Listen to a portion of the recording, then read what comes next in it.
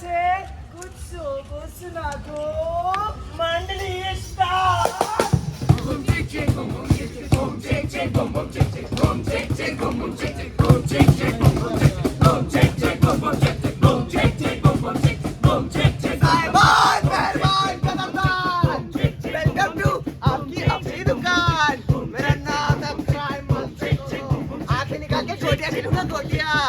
आज मैंने शुरू की है अपनी दुकान।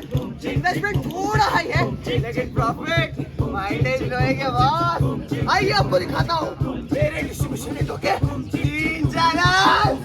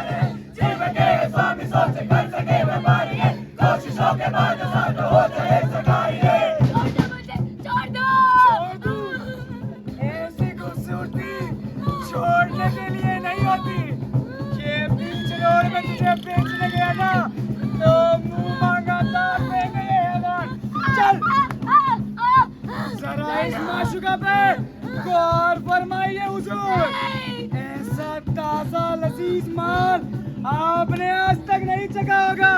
लगाइए बोली 10,000 10,000 20,000 20,000 30,000 सिर्फ 30,000। ऐसी खूबसूरती और सिर्फ 30,000। एक बार इसके बदन को तो देखिए, एक बार लुत्फ उठाइए। लत न लगे तो कहना।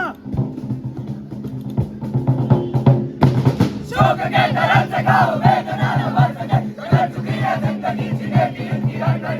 आशिकी प्रबंध का प्रयास साथ ले चले, चुप की है खुद सारी शौक में बिता चले। ओ राजा, इस कोठे के दरवाजे पर कैसे आ गई रे तू? मासी लेके आई है। मासी ने कहा बड़ा शहर है, अच्छी कमाई होगी, तेरी और मेरी माँ की जिंदगी सुधर जाएगी। ताई, मासी ने मुझे भेज दिया। ताई, मुझे यहाँ नहीं जाना, तू डरता है। तुझे क्या लगता है यहाँ से जाएगी तो क्या होएगा तेरे साथ? मेरी माँ मुझसे बहुत प्यार करती है, मुझे देखते ही गले से लगा लेगी। तेरे बीच चढ़ाए फांसी चढ़ा देगी तेरी माँ। इस दुनिया का यही उसूल है, एक बार कोठे के दरवाजे पर आ गई ना राजा, तो ये सारे दरवाजे हमेशा के लिए बंद हो जाते हैं। वो अवसर है मेरे पास, अगर मेरा ये हाथ पकड़ेगी तो ये आगे हो जाएगी, अगर ये हाथ पकड़ेगी तो इस दुनिया से चली जाएगी। सुन, अभी जो आपने देखा ये तो मेरे बड़े से साम्राज्य का एक नमूना भर था। मेरा भय, मेरा प्रकोप और मेरा आतंक इस कदर फैल चुका है कि उसे निकालना नामुमकिन है। आइए आपको दिखाता हूँ मेरी प्रचंडता का अखंड संग्राम।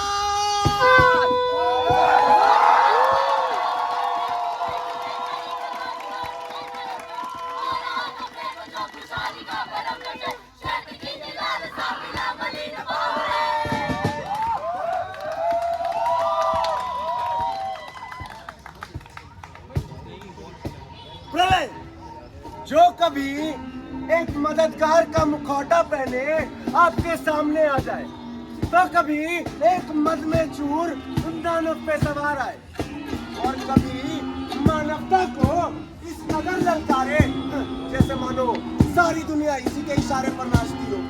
त्रिविधम नरकस्य इदम द्वारम आत्मना काम क्रोध लोभ, अर्थात 3 द्वार हैं आत्मा को नरक तक पहुंचाने के, काम, क्रोध और लोभ। और जैसे जैसे ये कलयुग अपनी पराकाष्ठा की ओर पहुंचेगा, वैसे वैसे इस प्रलय के शोर में मानवता नहीं हो जाएगी। मोतीलाल नेहरू, राष्ट्र प्रगति संस्थान, यूनाइटेड संस्थान प्रस्तुत करती है अपना नुक्कड़ नाटक।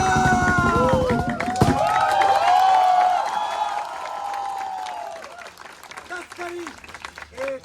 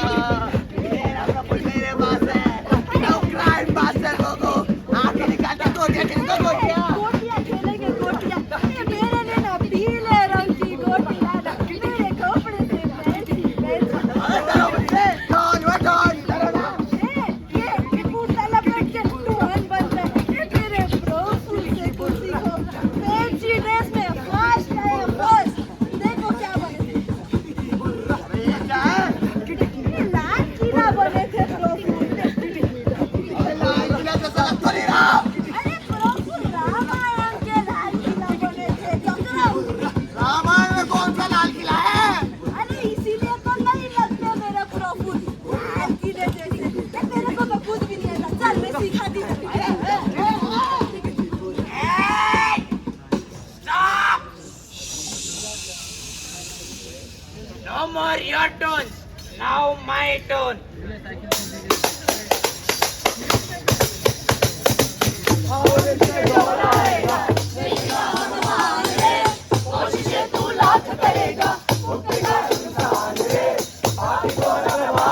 देखो देखो देखो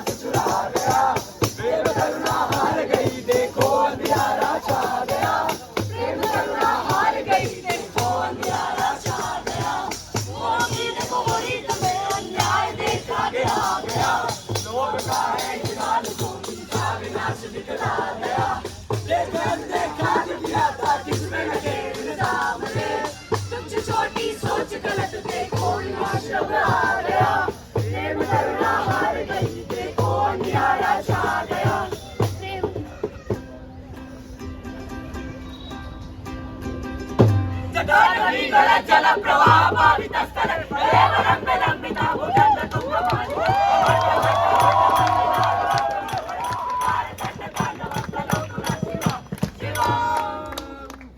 प्रभु त्राहिमाम, वृतासुर और उसकी सेना ने स्वर्ग लोक पर अपना आधिपत्य घोषित कर दिया है। हमारा संपूर्ण बल उसको प्रभास नहीं करता है।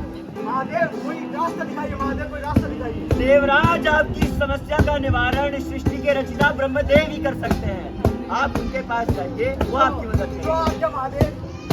हे महादेव, मेरे बेटे की जिंदगी खतरे में है। मेरी मदद कीजिए महादेव, मेरी मदद कीजिए। चिंता मत करो बेटी, सब ठीक हो जाएगा। चलो प्रसाद लो। हे ब्रह्मदेव, वृतासुर की सेना पर विजय पाने के लिए कोई उपाय बताइए। इंद्रदेव, आप विचलित न हो। आपकी इस समस्या का समाधान महर्षि दधीचि कर सकते हैं। आप उनसे उनकी अस्थियां दान में मांगे, जिससे एक वज्र की रचना होगी जो वृतासुर की पराजय सुनिश्चित करेगी। परंतु ध्यान रहे, आप उनसे उनकी हड्डियां बिना अनुमति के नहीं मांग सकते। धन्यवाद ब्रह्मदेव। डॉक्टर साहब, मेरा बेटा वो ठीक हो जाएगा ना? देखिए मैम, आपके बेटे की हालत काफी नाजुक है। अगर जल्दी उसे कोई डोनर नहीं मिला तो आई एम सॉरी, हम उसकी कोई मदद नहीं कर पाएंगे। हे भगवान, आप मेरी किडनी ले लीजिए, लेकिन मेरे बेटे की जिंदगी बचा लीजिए। मैं आपसे कितनी बार कहूँ, आपका और आपके बेटे का ब्लड ग्रुप मैच नहीं करता। आप जाके ऊपर नीचे वॉशरूम में पता करिए, अगर किस्मत अच्छी हुई तो।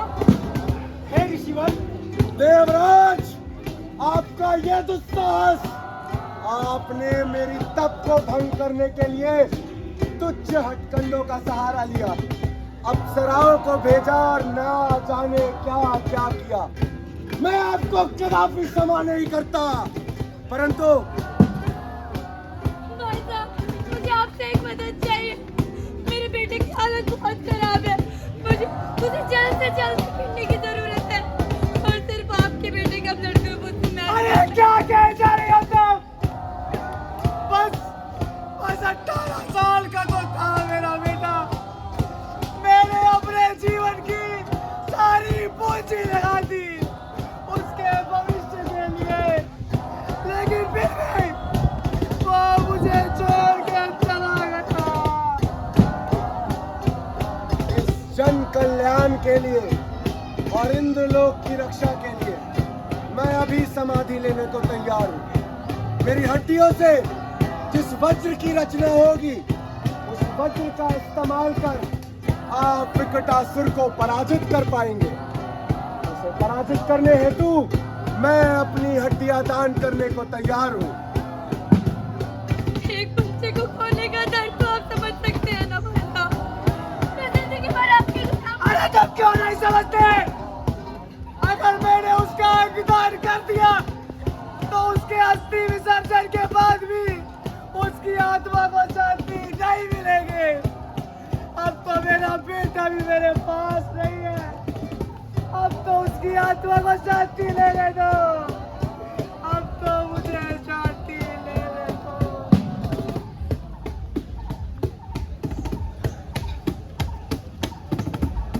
बहन जी, मैंने सुना आपके बेटे की किडनी खराब हो गई। हाँ भाई साहब, हाँ।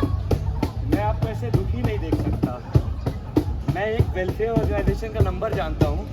थोड़े पैसे जरूर लगेंगे, पर आपका काम हो जाएगा।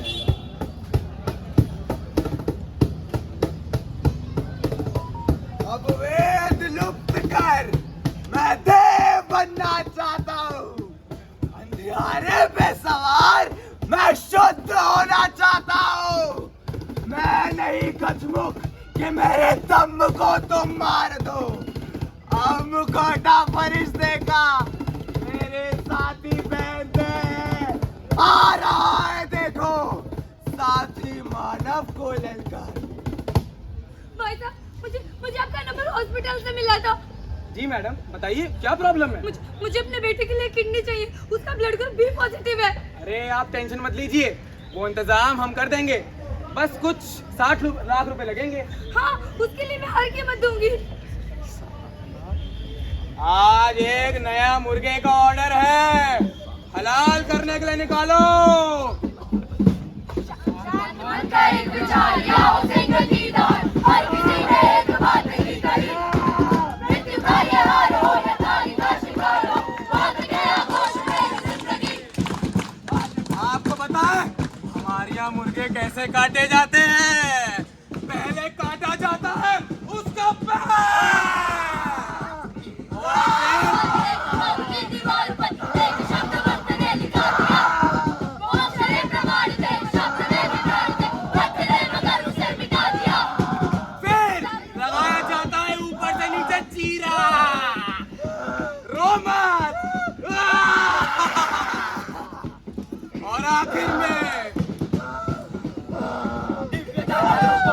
कोई गुरु को रहमियत है सबकी इस जहान में, ऐसी वो वीरता कह है मुझे तेज बहार में, वो कबूतरों का बंदर छोड़कर आज वो वीरान एक शहर गए, नजरों के रोश में कमर में आगोश में कागजी वो पंख भी उतर गए, वे कहने कभी हजर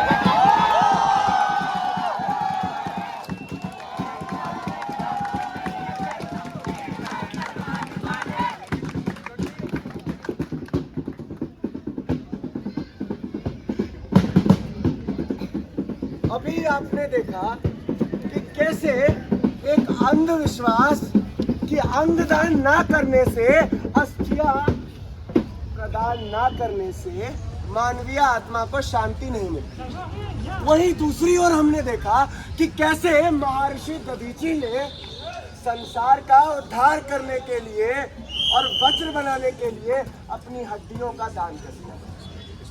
क्या ये आज के कलयुग का घोर प्रकोप नहीं है? क्या हम मनुष्य इतने नासमझ हो गए हैं कि हमें ये नहीं समझ आ रहा कि अंग तस्करी का एक जो सबसे प्रमुख कारण है वो है अंगदान ना करना। ये तो कुछ भी नहीं था।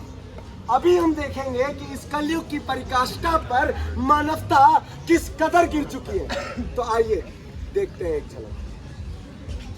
श्रुति, मैंने मेरे अम्मी अब्बू से हमारी निकाह की बात कर ली है। क्या कहा उन्होंने? वो हमारी निकाह के लिए मान गए, बस एक छोटी शर्त है। कैसी शर्त? वो चाहते हैं कि तुम इस्लाम कबूल कर लो। लेकिन मैं इस्लाम कैसे कबूल कर सकती हूँ? लेकिन श्रुति, हमें अगर ये होना होगा तो तुम्हें जरूरी है करना। हम यहाँ से भाग जाएंगे किसी दूसरे देश में। तुम बस हाथ होगा।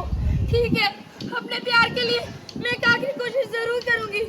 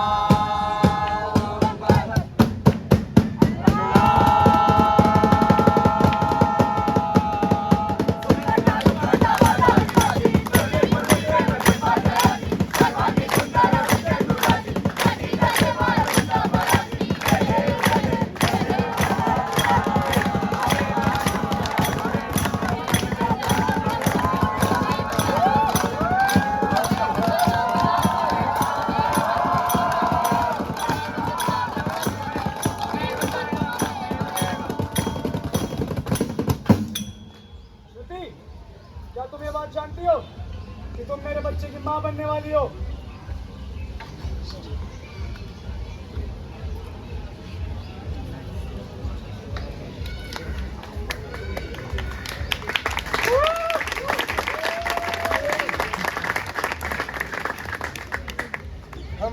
काफिर द्वारा अब एक और शिकारी बंदी बनने वाला है और उसे भी अब जिहाद के रास्ते पर उतारा जाएगा। इस जंग में अगर हम जीत गए तो गाजी और कुर्बान हुए तो शहीद।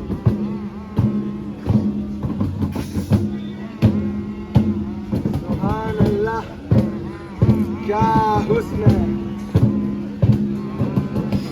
मैंने तुम्हारे ऊपर इतना भरोसा किया, हमने घर वाला तक को छोड़ दिया तुम्हारे लिए, और तुमने ये क्या किया मेरे साथ? तेरी इतनी औकात, अपनी हद भूल गई है क्या तू?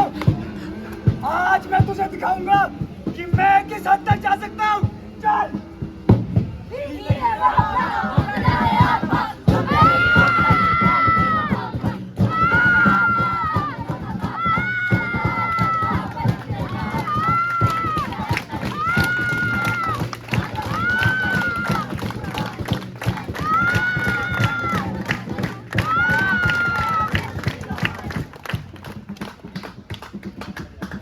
हर सिक्के के दो पहलू होते हैं, एक टेल्स, दूसरा हेड्स।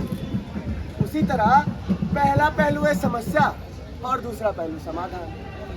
तो समस्या तो हमने बता दी, अब सवाल ये है कि समाधान क्या है। Organ trafficking, sex trafficking, child trafficking, animal trafficking और ना जाने क्या क्या। तो बड़ी ही सीधी बात है। ऑर्गन ट्रैफिकिंग क्या सीधी सी समस्या है कि अंगदान करें। सेक्स ट्रैफिकिंग से बचने के लिए अपने आंख और कान खुले रखें और किसी पे भी अंधाधुंध भरोसा ना करें। आपकी सूझबूझ से ही हम इन समस्याओं का समाधान कर सकते हैं। तो मिलते हैं किसी और दिन, किसी और गली, एक नए नुक्कड़ पर, एक नए विषय के साथ। तब तक के लिए बहुत बहुत नमस्कार, बहुत बहुत धन्यवाद।